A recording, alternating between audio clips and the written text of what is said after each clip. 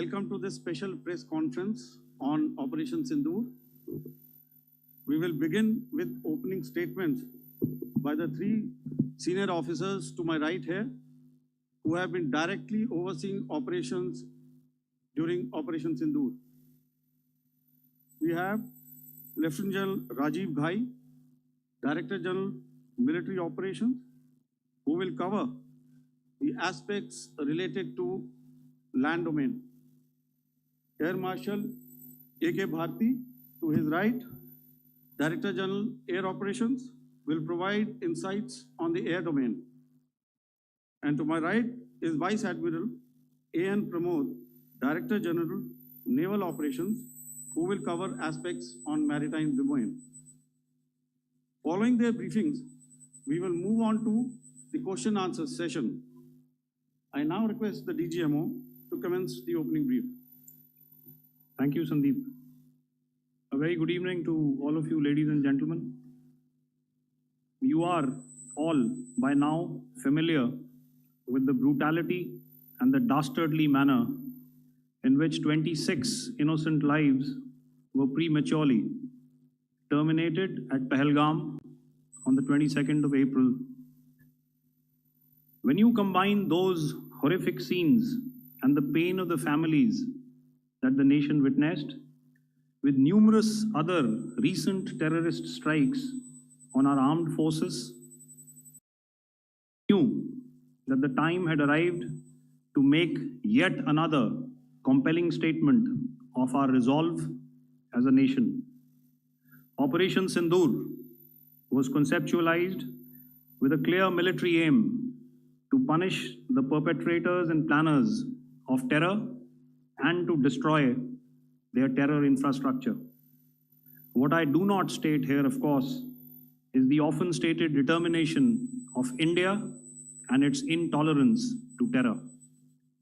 It set into motion a very diligent and microscopic scarring of the terror landscape across the borders and the identification of terror camps and training sites. The locations that emerged were numerous, but as we deliberated more, we realized that some of these terror hubs were now bereft of any presence and had preemptively been vacated, fearing retribution from us. There was also a term of reference and our own binding, self-imposed restriction to target only terrorists and thus prevent collateral damage. There were 9 camps that you are now all familiar with, which were confirmed by our various intelligence agencies to be inhabited. Some of these were in POJK, while there were others that were located in the Punjab province in Pakistan. Nefarious places such as Muridke, the hub center of the Lashkar-e-Taiba, has over the years bred infamous characters such as Ajmal Kasab and the likes of David Headley. What followed was a careful scrutiny of each of these sinister locations, their layout, configuration, even the type of construction in each structure, and the terrain obtained around these. This was with an obvious intent to deduce and identify the exact vector that was required for their neutralization, as also the eyes in the sky that we would send up to ensure that we brought back evidence that we had indeed targeted. The precise images of these engagements on that fateful and historical night have already been showcased during the first press statement on the 7th of May that was helmed by our Foreign Secretary. I have no doubt in my mind that we achieved total surprise, and those 9 terror hubs left more than 100 terrorists killed, including high-value targets Abdul Malik Rauf and Mudassir Ahmed that were involved in the hijack of IC-814 and the Pulwama blast. The line of control was also violated soon after by Pakistan, and the erratic and rattled response of our enemy was apparent from the number of civilians, inhabited villages, and religious sites such as Gurudwaras that were unfortunately hit by them, leading to a sad loss of lives. The Indian Air Force played a major part in these strikes by engaging some of these camps, and the Indian Navy provided wherewithal in terms of precision munitions. The Indian Air Force obviously had their assets up in the sky, and I will here request Air Marshal Bharti, the Director General of Air Operations, to detail for you the methodology that the men in blue adopted to successfully manifest this mission. Thank you, Rajiv. A very good evening, ladies and gentlemen. It indeed is a difficult time that we have to come here like this and brief you. We could have done without this, but we had no choice. As the DGMO has detailed, the event was precipitated by the dastardly act at Pahalgam. The sequence of events have already been detailed. We carefully selected the targets, and out of the 9 selected targets, the target systems that were given to the Indian Air Force were the notorious training camps at Bhavalpur and Muridke, these being further from the international boundary. Through critical target system analysis, we analyzed what was to be done to annihilate these targets and plan to engage these targets with precision air-to-surface guided munitions so as to avoid collateral damage. The modalities of planning process I will not go through at this instant. However, what I would like to show you is the results that we achieved through our targeted airstrikes. Could I have the second slide, please?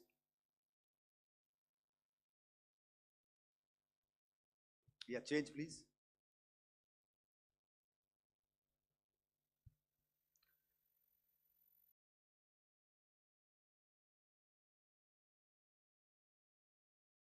Okay. This is what the terror infra at Muridke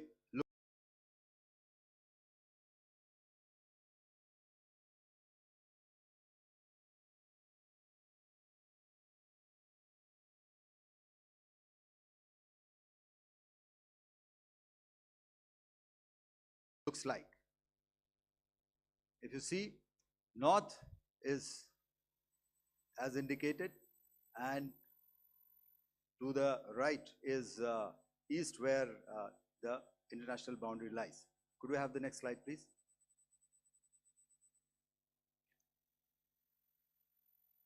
Orientating. Just go back one slide. Okay. Please have a look at this red building, the series of buildings out here, and this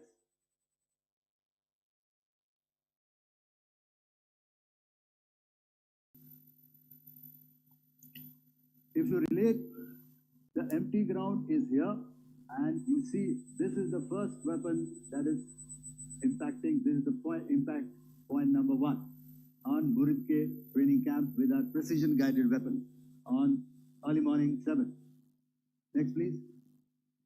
Keep your eyes glued for the second weapon coming in and the second impact on the selected target point. Next slide, please.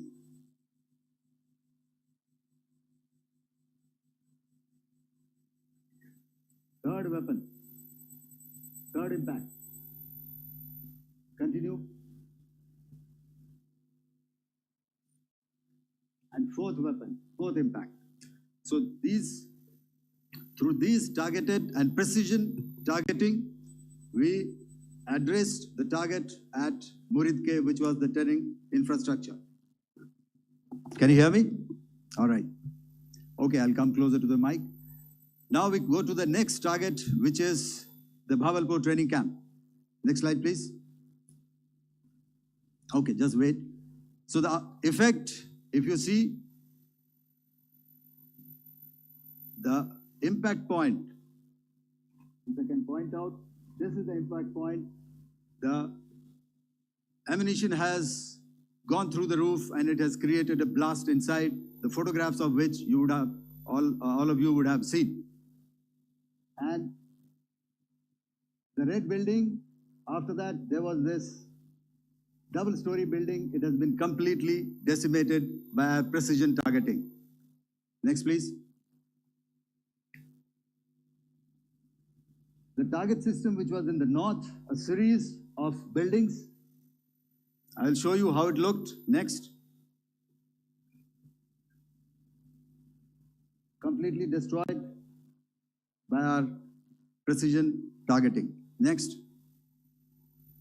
Now coming to Bhavalpur, this is the target complex that we are dealing with, a fairly large target complex. So we had to carefully choose the points that we needed to address, which were high value and which would meet our stated objectives of eliminating the terrorists. I would like to draw your attention to this red canopy, and in relation to that, I would cover the targets. One target system is a series of buildings here, other one here, and other one out here. Next slide, please. This is how it looked before, and this is how the building looked after the impact of the weapon. And orientation in relation to this red canopy, you can see here. Next, please. Before, next, and after. The roofs have completely collapsed. Next. This is the target system. Next. Precision targeting, and we have achieved our objectives here. Next. All right, so that was what we did on the 7th. Our objective was to address these two terrorist camps, and that we did with precision. And thereafter, we maintain a robust air defense posture, because remember, our objective was to target the terrorists and terrorist infrastructure, not any other infrastructure, not the Pakistani military, not the Pakistani any other infrastructure. So that is what we have maintained on the 7th of May. However, what we saw in the evening of 7th of May, we were saturated with a raid of Pakistani unmanned aerial vehicles and small drones. And these came in waves in our civilian areas, over our military installations, and all of them were successfully intercepted. Few of them did manage to land. However, there was not much damage that they did. And we have our robust counter-US hard kill and soft kill systems which did the job.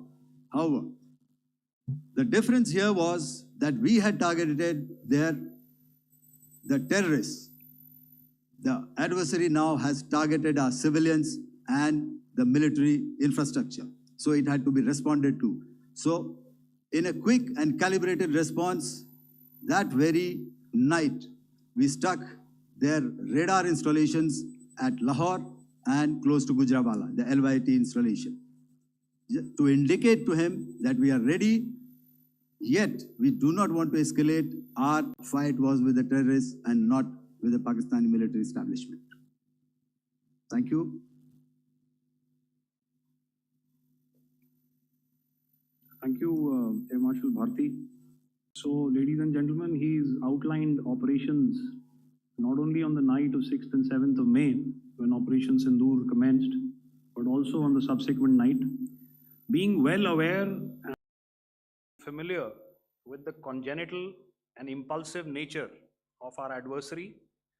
And even though we did attempt to reach out and communicate our compulsions to strike at the heart of terror to my counterpart in the immediate wake of Operation Sindoor, the request was brusquely turned down,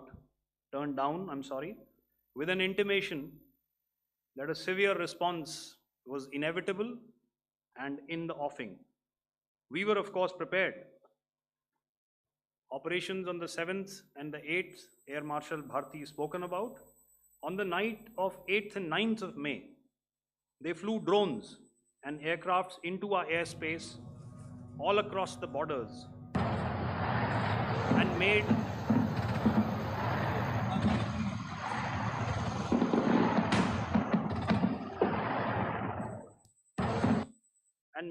largely unsuccessful attempts to target numerous military infrastructure. Violations on the line of control by Pakistan also commenced yet again and precipitated into fierce arty engagements. The air operations on the night of 8th and 9th of May, I'll yet again request the DG Air Operations to cover.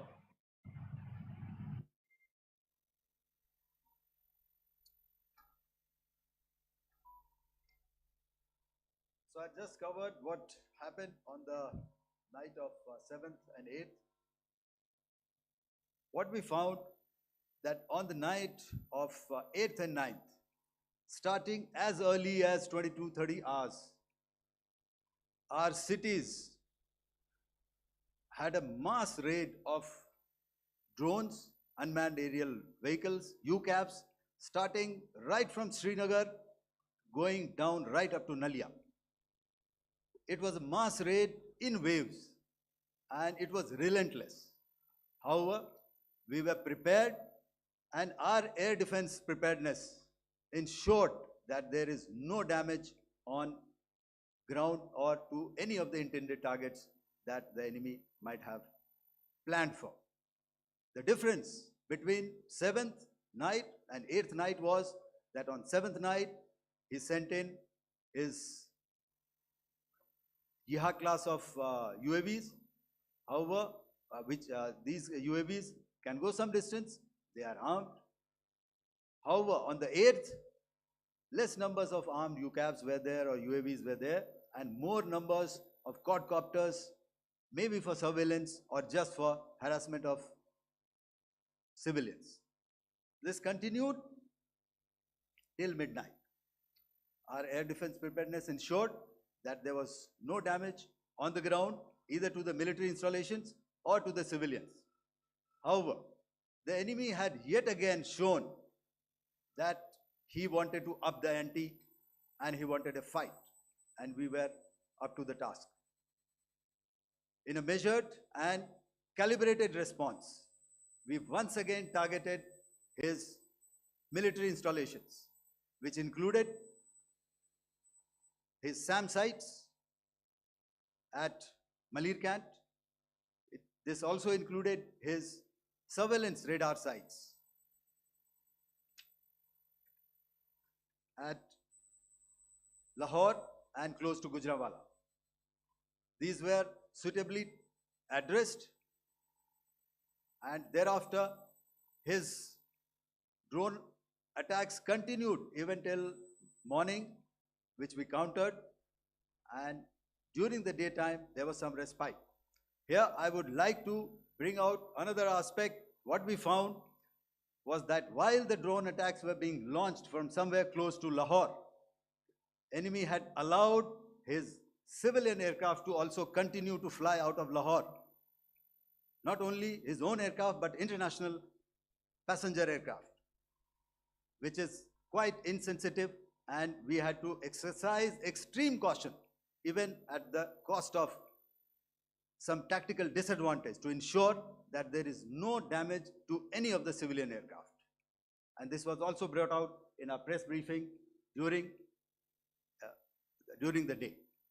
So I will now hand over to my colleague to cover the events of 9th onwards. On land, we also undertook certain measures such as deployment of air defense and electronic warfare assets to establish an integrated grid with the Indian Air Force, and I have seen and heard some of you wax eloquent about the benefits of such an architecture when it comes to negating and combating air intrusions. We also carried out deployment to include movement of our forces in the land, sea, and air domains. The night of the 9th and the 10th of May saw similar intrusions by drones and aircrafts, and this time there was a concerted effort to target airfields and some very, very important logistic installations, albeit yet again unsuccessful and denied gallantly and efficiently, I must say, by the integrated Indian Air Force and Indian Army Air Defense. We further strengthened our deployment and also initiated some pressure points to send a very clear and unambiguous message to the other side to desist from any misadventures on land. Some of the airfields and dumps saw repeated attacks in waves from the air. All were thwarted. The Pakistan Army has reported to have lost approximately 35 to 40 personnel in artillery and small arms firing on the line of control between the 7th and the 10th of May. What the other side had probably also not reckoned with was the speedy and precise turnaround and hit back by the Indian Air Force. And I will yet again ask Air Marshal Bharti to speak about these significant and game-changing strikes. I will thereafter request Vice Admiral Pramod, my colleague and Director General of Naval Operations, to tell us about some very telling naval maneuvers in the Arabian Sea that exerted pressure on the night of 9th and 10th of May. Over to you, sir. Commencing about 2000 hours, that is 8 p.m. local time, on 8th of May, several Pakistani unmanned aerial systems, drones, combat vehicles attacked multiple IF bases. These included Jammu, Udhampur, Pathankot, Amritsar, Bhatinda, Nal, Dalhousie, Thois, Jaisalmer, Uttarlai, Falodi, Nalia. These were almost simultaneous and they came in waves. All our AD guns and other systems were waiting for them. All these waves were neutralized by our trained crew using the air defense systems that they have, and also some of them were utilized using our legacy systems like Pechoras and IF Summer, which we have recently acquired. And some were neutralized by the Garud snipers. There was no damage on ground from these incursions and these mass raids, if I could call them, from the Pakistani side. However, following these relentless attacks on our air bases, on our forward positions, and on our civilian targets, this was time to convey some message to our adversaries. And therefore, a decision was taken to strike where it would hurt. And towards that in a swift, coordinated, calibrated attack, we struck his air bases, command centers, military infrastructure, air defense systems across the entire Western Front. The bases we struck include Chaklala, Rafiki, and mind you, Chaklala is Islamabad, Rahim Yar Khan, Sakar, sending a clear message that aggression will not be tolerated. This was followed by strikes at Sargodha, Bholari, Jacobabad. We also struck the C2 centers at Murid, the UAE complex at Murid, Rafiki, radar at Chunia, which I will show you, Rahimyar Khan airfield, and the unmanned combat aerial vehicle hangar at Sakar. I would like to reiterate here that we have the capability to target every system at these bases and more.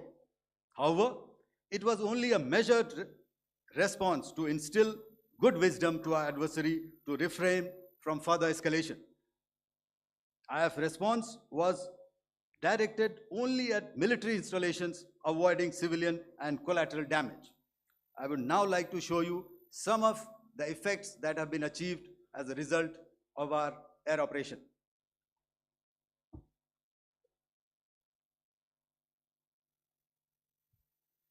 Here is the Pasrur air defense system, if you could see.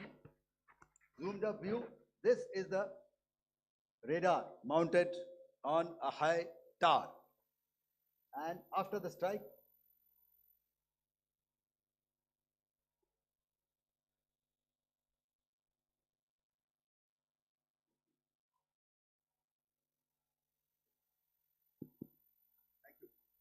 can you hear me? Yeah, thank you.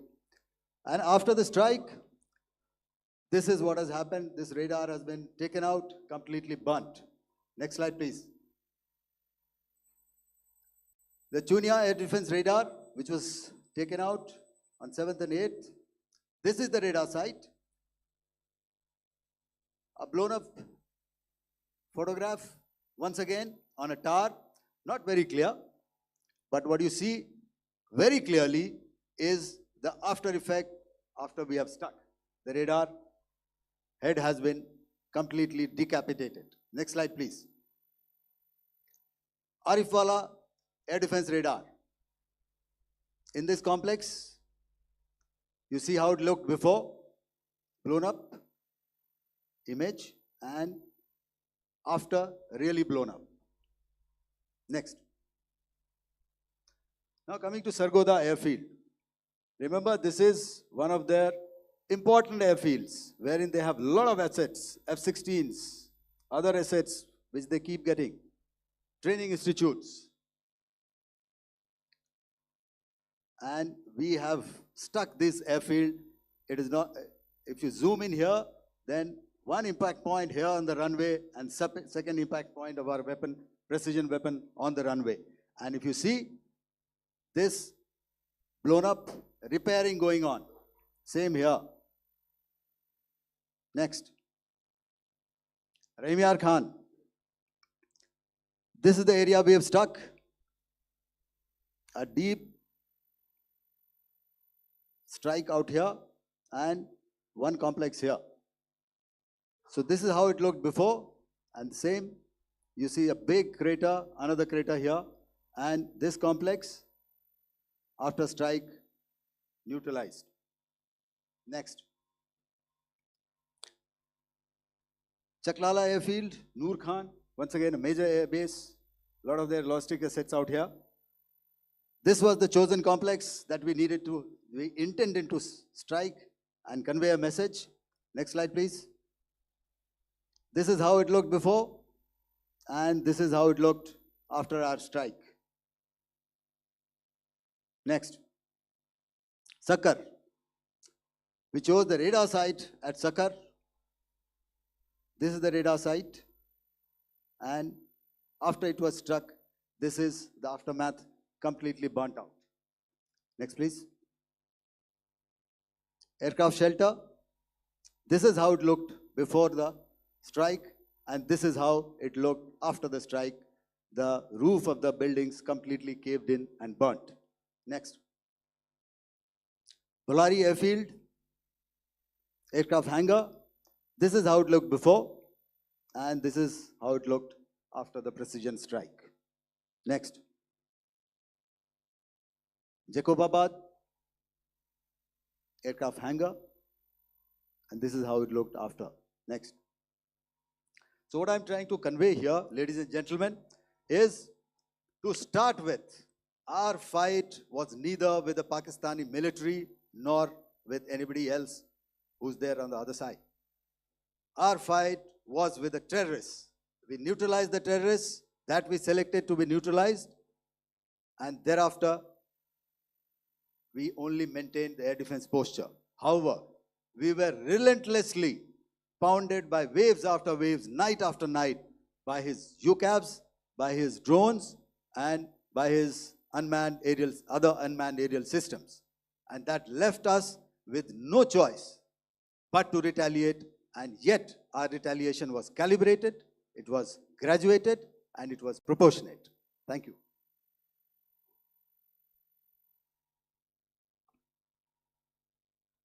Good evening, ladies and gentlemen.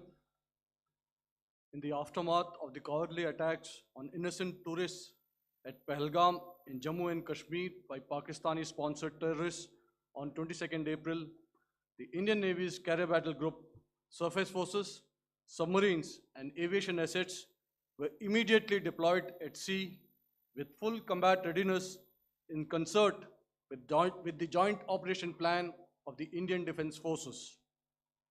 You may be aware that we tested and refined tactics and procedures at sea during multiple weapon firings in the Arabian Sea within 96 hours of the terrorist attack. The aim was to revalidate our crew, armament, equipment, and platform readiness to deliver various ordnance on selected targets precisely. Thereafter, our forces remained forward deployed in the Northern Arabian Sea in a dissuasive and deterrent posture with full readiness and capacity to strike select targets at sea and on land, including Karachi at time of our choosing. The forward deployment of the Indian Navy compelled Pakistani naval and air units to be in a defensive posture, mostly inside harbors or very close to the coast, which we monitored continuously. The Indian Navy maintained seamless maritime domain awareness throughout the duration and was entirely aware of the location and movement of Pakistani units. In effect, we had and continue to have good battle space transparency using our maritime domain awareness grid. As you are aware, our response has been measured, proportionate, non-escalatory, and responsible from day one. Accordingly, the calibrated approach considered all options, including the ability of the Indian Navy for offensive action from and at sea. As part of this escalation control mechanism, the application of force by the Navy was planned in a synchronized manner in coordination with the Army and Air Force, the highlight being teams from the three services working closely in an integrated manner.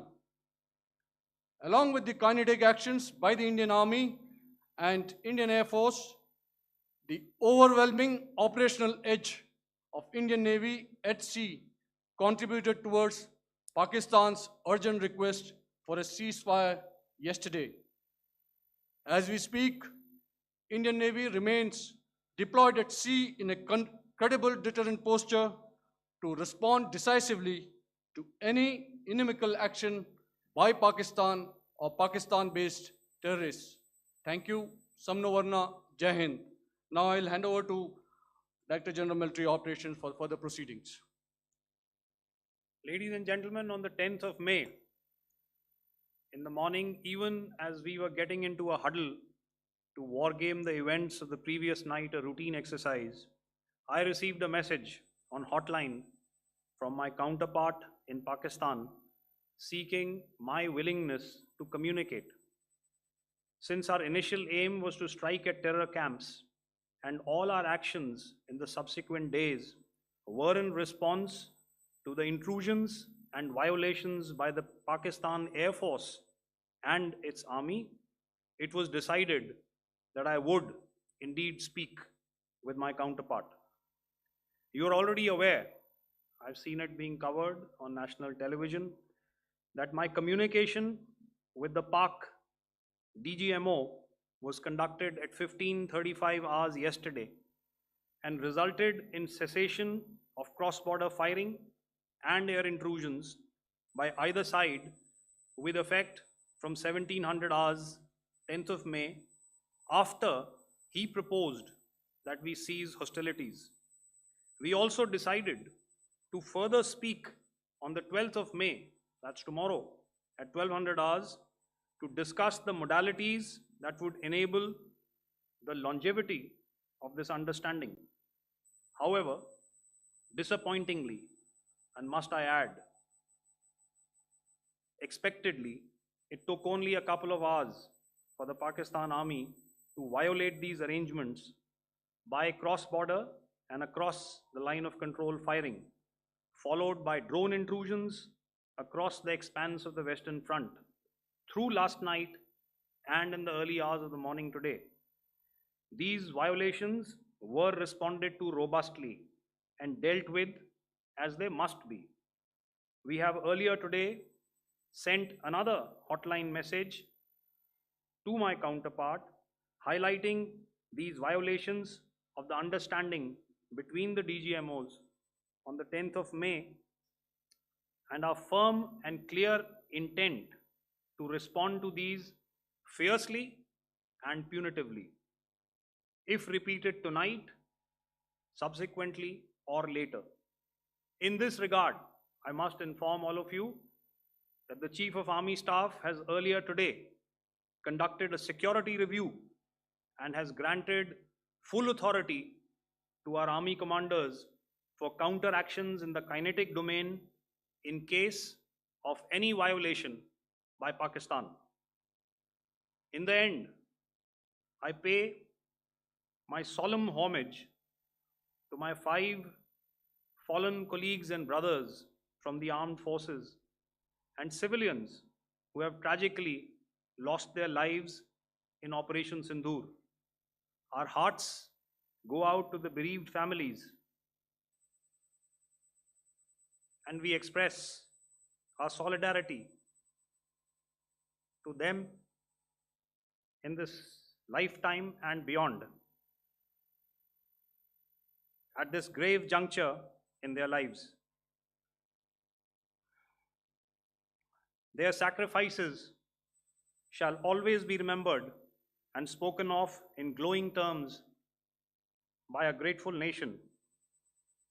We have thus far, ladies and gentlemen, exercised, and my colleague Pramod highlighted this, immense restraint, and our actions have been focused, measured, and non-escalatory.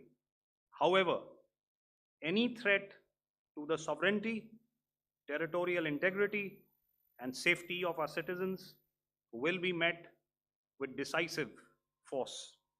Jai Hind. Okay, ladies and gentlemen, we are now open for questions. All right, now since I would not know all of you, I would expect you to please raise the placard or your hand, and once I indicate, I expect you to please give out your name and the media group that you belong to. Keep your questions short so that we can take as many questions as possible. Also, ladies and gentlemen, kindly bear in mind that confidential aspects may not be answered by the 3 DGMOs. Right. I've got a lot of hands there. Let me start from the left. Left foot always in front when we start marching. So here we have to the left, okay, yeah, 238.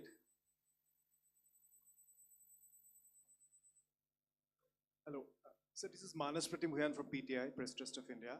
So the understanding that was reached yesterday on stopping demilitary operations and actions, was it for just 3 days? And what would be the cost escalation if there is violation of this misunderstanding by the Pakistani side. And my subsequent question would be that we have a kind of ceasefire agreement with Pakistan that was finalized in 2003. So will there be some kind of similarities in frameworks between the two kind of understandings, 2003 ceasefire agreement and the current understanding on stopping military operations? And again, what are the cost that will be incurring on Pakistan if Pakistan again resorts to this kind of terrorist activities, because we have made it very clear that the cost will be very high. So I would like to have your thoughts on it. Okay, so I'll answer the latter part of the question first. I also want to add that while the initial ceasefire agreement, as you correctly pointed out, is of the 2003 vintage, but I must remind you that in 2021, in the month of February, and this was then when the crisis in Eastern Ladakh was also on, the two DGMOs had spoken and arrived at a ceasefire understanding that lasted right up until this unfortunate attack at Pahalgam. Once our Foreign Secretary had announced the decisions of the CCS in the immediate wake of that attack, he had announced certain measures, and then of course Pakistan had in turn made its own announcements. Since then, there have been certain violations of this ceasefire understanding, and of course after the 7th of May, like I pointed out during my statement, that there have been numerous violations on the line of control especially, and of course along the international boundary by the Pakistan Army and the Pakistan Air Force. This understanding that we spoke about yesterday, no, it was not for 3 days. It was first to stop aggressive and hostile activities immediately, let that order and direction settle down for about 36 hours, and thereafter discuss modalities, like I said, to ensure its longevity. That is tomorrow on the 12th of May. But unfortunately, we had a violation starting at approximately 1900 hours last night, and we've sent a communique, like I said, to the Pakistan Military Operations Directorate, and we will await what happens tonight. All right. The cost escalation, I mean, I'll leave it to your best imagination. I've already said that the response will be fierce and punitive. Now, the right foot forward. Yeah.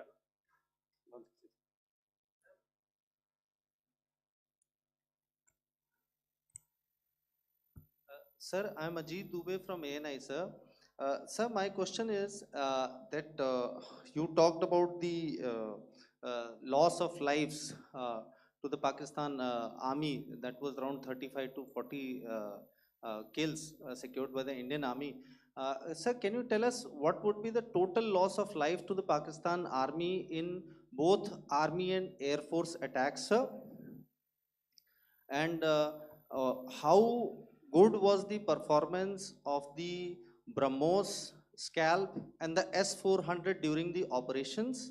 And sir, since we have sir, just one no line, multiple sir. questions, please. Sir, all right. and since sir, we have achieved such a spectacular, we have made good achievements in this entire operation.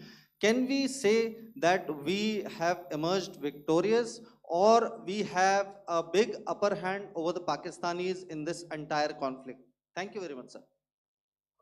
So I'll answer the question about the loss of lives on the other side. Of course, there are various means to ascertain that number. There is information from various agencies that come in. There are, of course, on the line of control, other ways to find out as to what has been the effect of what you are doing there in ceasefire violations. So therefore, I mentioned 35 to 40 on the line of control, and please remember that once Operation Sindoor was launched, The responses of the Pakistan Army were also on Indian Army or the Indian Armed Forces infrastructure. Let me put it that way. So that's why I did not cover casualties of the Pakistan Army, at least in the initial phases of battle, because those were not our targets. Our targets were terror oriented. And of course, later, once they launched air intrusions and air operations on our infrastructure, we've used heavier weapons, and of course, there would have been casualties, but those are still being assessed. The effects of the weapons that you mentioned, I will request Air Marshal Bharti to apprise all of you about those. Good evening, Mr. Ajit. How are you? Ajit, okay, you're meeting after some time. I never mentioned about any of the weapons that we used. Check. Okay. What I was saying, that I never mentioned of any of the weapons, the caliber that we used. All right, so we'll leave it at that. Those are matters of operational details which I would not like to go into. But suffice to say that whatever methods and whatever means we have chosen, it had the desired effects on the enemy targets. How many casualties? How many injuries? Well, to start with, our aim was not to inflict casualties, but in case there have been, it is for them to count. Our job is to hit the target, not to count the body bags. And the last part of your question, I wonder if you read out the tweet on ADGPI at midnight once we'd done what we had to in Operation Sindoor. And that's credit to my friend here on the left. Justice has been served, Ajit. That is all that I will say. Ajit, I'll request you to, refrain putting words into his mouth. All right. Yeah, I'll come back to the left. 147. Sorry, 47. No, 47. Did I see it here or? Yeah. Good evening, gentlemen. Sorry, 147. I saw it there. Sorry. Yeah. Since I've already said 147. Start, please. Hi, sir. Good evening. This is Shivam Patel from Reuters News Agency. Thank you for giving me the opportunity. My question, sir, is how many military targets did Indian Armed Forces strike in Pakistan in response to the attacks from Pakistan? How were these targets selected? And how many troop casualties have been there in total on both sides, if you give details? Thank you. I'm sorry, where are you? I haven't spotted his. He's to the right. Okay. Can you just repeat that for me, please? Sure, sir. So my name is Shivam Patel. I'm from Reuters News Agency. My question is, how many military targets in total did the Indian Armed Forces strike in Pakistan in response to the attack from Pakistan? How were these targets selected? And how many troop casualties have been there on both sides, if you can? So you're speaking of the targets that I mentioned in the wake of the attack at Pahalgam, right?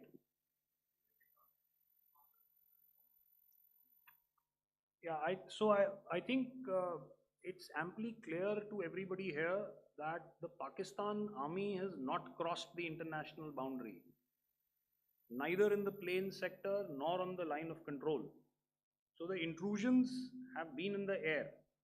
There have been certain attempts on the line of control when ceasefire violations have been on to try and infiltrate and carry out and perpetrate activities that we are all very well familiar with.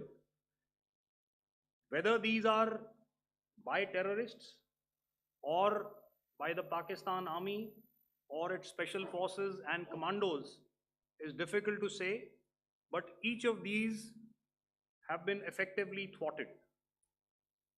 So therefore, as far as engagements of military targets on the other side is concerned, I thought Air Marshal Bharti covered those very well and in detail, and he also mentioned as to how they went about targeting those.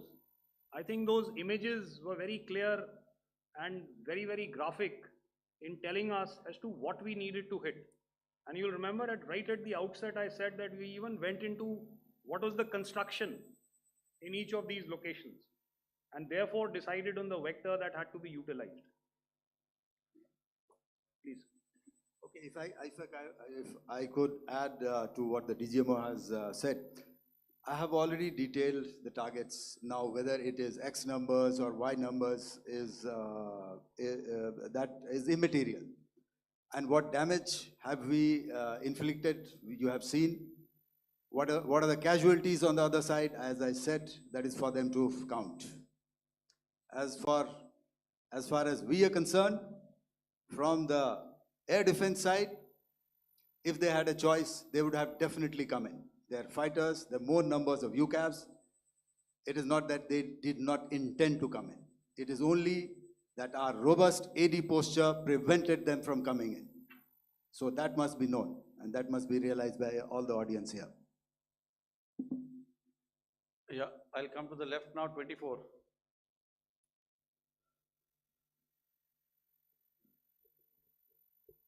Good evening, sir. This is Anvesh Rath from Z. Sir, I wanted to know on the first briefing, which was done by FS and two representatives from Air Force and Army, you showed a list where there was 21 places in that list. You have stuck 9.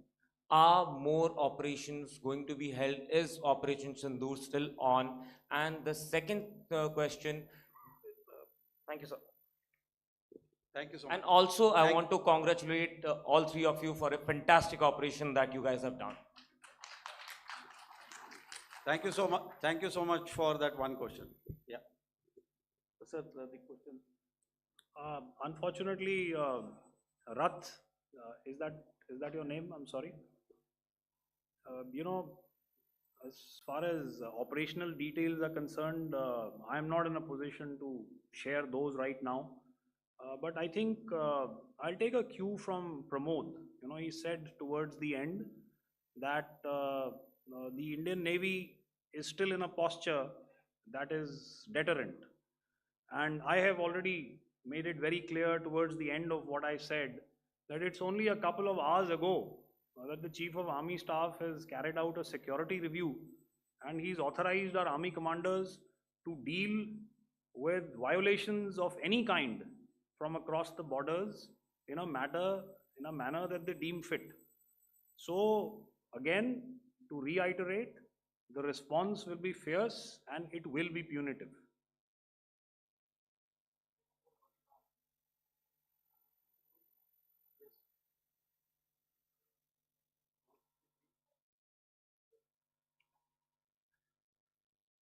I'll go back this side now. Yeah, 255. She said middle wale kya karenge? So 255. Oh, sorry. Good evening, sir. Yeah, I'm Shailesh from National Defense. Please allow me, first of all, to pay my gratitude for protecting us Indians. Thank you very much. Sir, since the enemy has been talking about taking down our aerial platforms, it would be deemed fit in case we can reveal that we have taken down their fighter jets. What could be the number? Though you said that they may be not good to reveal the platforms, but since this has come from various quarters in Pakistan, so I believe that we need to answer, in case if you can, sir, if you may allow. The question is for me? Yes, sir. Okay, and if I get it right, you want to know how many of their planes we have downed? Yes, sir. Yes, sir. All right. See, as I said, their planes were prevented from coming inside our border. All right. So we do not have the wreckage with us, but definitely we have downed a few planes. Numbers, we would not like to hazard a guess out here. Okay. I have the numbers, okay, and we are getting into the technical details of it to establish it.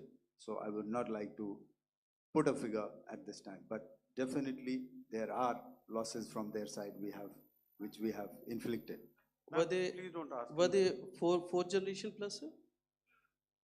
No, See, sir, you're putting words into my mouth. Why do Sir, you say fourth generation? Let us make it high tech.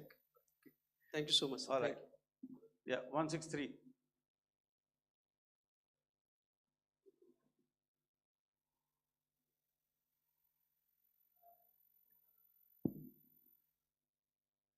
तो मैं मंजीत नेगी हूँ आज तक से। मेरा सवाल ये है कि इस पूरे ऑपरेशन में जो आतंकी ठिकानों को निशाना बनाया गया, क्या नंबर्स कुछ बता सकते हैं कितने आतंकी मारे गए? कुछ नाम सरकार मतलब कुछ नाम मीडिया में आए भी हैं जो बड़े उसके मास्टरमाइंड थे। और एक सवाल जो आज एयरफोर्स ने भी एक ट्वीट किया कि ऑपरेशन सिंदूर अभी जारी है और सरकार की तरफ से भी कहा गया। और पिछली बार जब विदेश मंत्रालय की प्रेस कॉन्फ्रेंस पहली हुई थी उसमें वो लिस्ट दिखाई गई थी कि 21 टेरर कैंप आइडेंटिफाई किए गए हैं। तो क्या जो बाकी बचे हुए टेरर कैंप हैं उन पर भी कार्रवाई होगी? और एक नंबर अगर आप बता पाएं कितने टेररिस्ट मारे गए? Manjeet ji, 3 questions. The third one has just been asked here before. So 21, this thing. So I'll request the first to be answered so that we have more number of people who can ask. Manjeet, जब मैंने statement दिया तो मैंने शुरू में ही कहा कि जैसे ही ऑपरेशन सिंदूर कॉन्सेप्चुअलाइज हुआ तो हमारा जो पीछे की कार्रवाई होती है स्पेड वर्क और टारगेट्स को आइडेंटिफाई और एनालाइज करने की कार्रवाई शुरू हो गई थी। मैंने जब स्टेटमेंट दिया तो मैंने बताया कि बहुत सारे थे, हमने 21 दिखाए होंगे और भी हैं, लेकिन वो लिस्ट फिल्टर करते करते 21 तक पहुंची। अब क्या आगे एंगेज किए जाएंगे? अगर ज़रूरत पड़ेगी तो ज़रूर एंगेज किए जाएंगे, लेकिन मैंने बताया कि इस समय जो इंट एजेंसीज ने हमें बताया कि फलाने कैंप में प्रेजेंस है, हमने उनको एंगेज किया।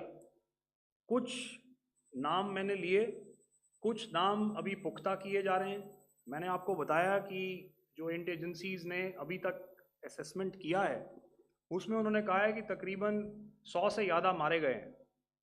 और एक आज आपने तस्वीर भी देखी कि काफ़ी प्रोमिनेंट जो फ्यूनरल था, काफ़ी प्रोमिनेंट एक जो हस्ती हैं वो ऑर्गेनाइज कर रहे थे, और उस फ्यूनरल में और कौन कौन लोग अटेंड कर रहे थे वो तो आपने देखा ही। तो आप लोग सब समझदार हैं और मुझे ये कहने की ज़रूरत नहीं है कि इन लोगों को कहाँ से सपोर्ट मिल रहा है। अगर नहीं मिल रहा होता तो ऑपरेशन सिंदूर नहीं होता, तो उसी की वजह से है ये ऑपरेशन। तो मेरे ख्याल से मैंने आपके सारे सवालों का जवाब दे दिया। Ma'am. Sir, next is from 17. Sir, मेरा नाम अंजू निर्वाण है, TV9 भारतवर्ष से। सर, मेरा सवाल ये है कि ऑपरेशन सिंदूर में हमारी जो इंडियन नेवी है उसके बारे में सर थोड़ा सा बताएं कि किस तरह की उसकी भूमिका रही, क्योंकि हमने इस दौरान सर देखा कि बहुत सारी स्पेकुलेशन भी रही और ये बोला गया कि कराची तक हमारी नेवी ने ऑपरेशन किया है। तो सर इस पे थोड़ी सी क्लैरिटी चाहिए। और सर हमने कौन कौन से फाइटर एयरक्राफ्ट डाउन किए हैं, अगर उसका भी थोड़ा सा क्लैरिटी मिल जाए तो अच्छा रहेगा। तो मैं आपका पहले सवाल का जवाब दूंगा। I will make few sentences and leave it for your imagination. First of all, as I mentioned, we have quantitative and qualitative edge to deliver a massive blow to our adversary, and we completely dominate in the maritime front. Indian Navy's action is part of the escalation ladder mechanism which we have worked out amongst 3 services. This time, if Pakistan dare take any action, and Pakistan knows it, what we are going to do. That's all. आपके सवाल का जवाब मैं पहले दे चुका हूं। आपके सवाल का जवाब मैं पहले दे चुका हूं, इसलिए मैं बस उस तक ही सीमित रखूंगा और इतना कहना चाहूंगा कि आने वाले दिनों में आपको खुद ही पता चल जाएगा और ऐसी बातें छुपी नहीं रहती हैं, तो पता चल जाएगा। So at this time we'll just let it be. Okay, ladies and gentlemen, we have 1 or 2 more questions, sir. So Please, please, they are going to be outside. You can speak to them there also. 104. 104.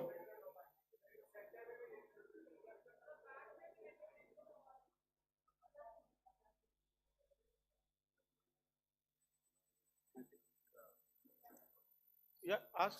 Sir, Dinakar with the Hindu newspaper. Are you surprised that you got this question? No, sir. Just look. Sir, can you give a number of assets we lost, because there's been a lot of speculation going on, international media writing a lot of things about our platforms, including Rafales. I mean, Pakistan claiming that Rafale has been downed, etc. Can you put that question to rest and clarify on that? I guess that question is for me. All right, I'm happy that you've asked this question. You know, we are in a combat scenario, and losses are a part of combat. The question that you must ask us, okay, and indeed that we must ask ourselves, you inclusive, is have we achieved our objectives? Have we achieved our objective of decimating that terrorist camp? And the answer is a thumping yes. And the results are for the whole world to see. As for the details, what could have been, how many numbers, which platform did we lose? You know, at this time, I would not like to comment on that, because we are still in a combat situation. And if I comment on anything, it will only be advantage adversary. So we don't want to give him any advantage at this stage. All I can say is that we have achieved our objectives that we selected, and all our pilots are back home. Thank you. Okay, hold. Please don't. Please be civil here. So we'll have 220 now. Hello sir, this is Anita Chaudhary sir from Swadesh newspaper. मेरा सवाल है, क्योंकि ये हमारे जो पहले जो action रहा वो आतंकवाद के खिलाफ रहा, तो आतंकवाद में अजहर मसूद की तरफ से एक बयान जारी किया गया था जिसमें उन्होंने कहा कि हम इसका बदला लेंगे और जाल रुलाएंगे। तो क्या अगला, अगर खुदा न खास्ता अगला टेरर अटैक किसी भी तरह का होता है, तो क्या उसे एक्ट ऑफ वॉर में हमारी तरफ से लिया जाएगा और उसका क्या माकूल जवाब दिया जा सकता है? मेरा इसमें सिर्फ एक ही जवाब है आपके लिए कि हमने अपनी कार्रवाई करी।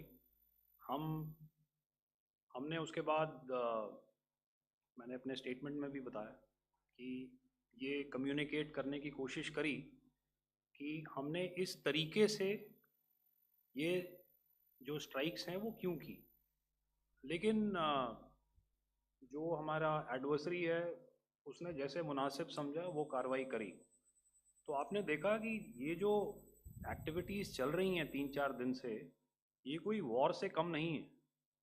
नॉर्मल सर्कमस्टांसेस में एक दूसरे देश की एयर फोर्सेस हवा में नहीं उड़ती हैं और एक दूसरे के ऊपर स्ट्राइक्स नहीं करती हैं। हर रात इंट्रूजन्स नहीं होते हैं।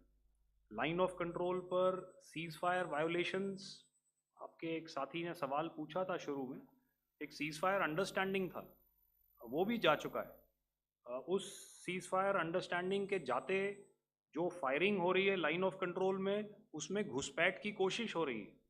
आमतौर पर ये घुसपैठ लाइन ऑफ कंट्रोल में टेररिस्ट करते हैं, लेकिन हमें इन्फॉर्मेशन है कि हो सकता है ये पाकिस्तान आर्मी की टोलियां भी हों जो हमारे पोस्ट के ऊपर खामी पहुंचाने की कोशिश कर रही हैं। तो ये सारी एक्टिविटीज़ तो वॉर में शामिल हैं। तो ये कहना मुश्किल है कि आगे क्या होगा, वो स्पेक्यूलेटिव जोन में आ जाता है और मैं स्पेक्यूलेट नहीं करना चाहता। हर एक सिचुएशन अलग होती है और उससे एक तरीके से डील किया जाता है। सर मैं एक सवाल इसका मैं जवाब देना चाहता हूँ, 1 मिनट। सो जो मिलिट्री होता है, our main job is to prevent war and maintain peace and stability. So it is not that our response is a graded response. That means अगर किसी ने किया तो उसको graded उसमें किया, जैसे terrorist action हुआ तो what we did is a terrorist action and we destroyed all the terrorist camps. उसके बाद आपने देखा कि उनने थोड़ा सा कोशिश किया तो हमारे एयरफोर्स एंड आर्मी ने क्या किया, तो मिलिट्री टारगेट्स हैं उनको उनके ऊपर थोड़ा. So our aim is to maintain peace and tell our adversary that you do this and the response will be bloody. Okay, now as per the, please, we'll have 166 and 25, and after that, no more, please. Sir, this side. Ladies Excuse and me, sir. gentlemen, please Sir. maintain, Sir, I'll this side, request you to sir. please be quiet. Jal Ghai? No. This side, sir. We have only two Sir, questions left, 166. Yeah, please start. So I'm Rahul Singh from Hindustan Times, sir. So you were totally on top of the game in the kind of losses you've inflicted on the enemy. I mean, we saw the slides and everything. So it kind of comes across that you were batting it 99 and you decided to declare your innings. What are your thoughts on that, sir? And do you think, are you weighing the option of the Pakistan army using this time, buying this time of the so-called ceasefire, or the understanding? And you talked about how they could not be trusted. So buying time to kind of build up their war reserves, getting stuff from their friends, like Turkey or China, are we considering that possibility, sir? Look, see, the call came from the Pakistani side to speak about cessation of hostilities. What pauses mean during such conflicts is known to everybody. You know, I don't want to go into the pros and cons of how preparation for war is made. You know, that is a process in itself. But I think my senior colleague here, the DG Air Operations, spoke, or he alluded at least, you know, to what this operation was precisely and specifically meant for. And I think that's something that we achieved, you know, right at the outset. Had we had the option not to go further, we probably wouldn't have. But we've been compelled to be in this situation. And as you've seen, the armed forces of India, and you know, you've got the three Director Generals sitting here, we are always prepared to face any eventuality. And like I said, that's for the sovereignty, the territorial integrity, and the safety of our citizens. So whatever has to be done will be done. You know, I'm not so concerned about what Pakistan will do in this time. I'm only concerned about what we will do. We have a roadmap and a plan, and we will follow it diligently, and we will follow it to the T. You know, that's the contention that I want to make here today. Ma'am, please. Okay, the last question, and ma'am, 25, she has been she's been asking since the first one. Sir, I'm Nandita. Sir. She's not asking a question. Sir, I'm Nandita Dagar, DAGAR from DD News and DD India. Sir, I wanted to ask you that my question is to General Ghai. Sir, you spoke to your counterpart yesterday and the Pakistani counterpart. Sir, what is the Indian Army's assessment that despite that agreement, that talk that you had, despite that agreement coming into effect at 1700 hours yesterday, why did they violate it? And number two, yesterday at the Joint Defense Ministry and Foreign Ministry briefing, Wing Commander Vyomika Singh and Colonel Sophia Qureshi had told us that we have cited the Pakistani troops amassing at the borders and at the LOC. Sir, has that situation changed?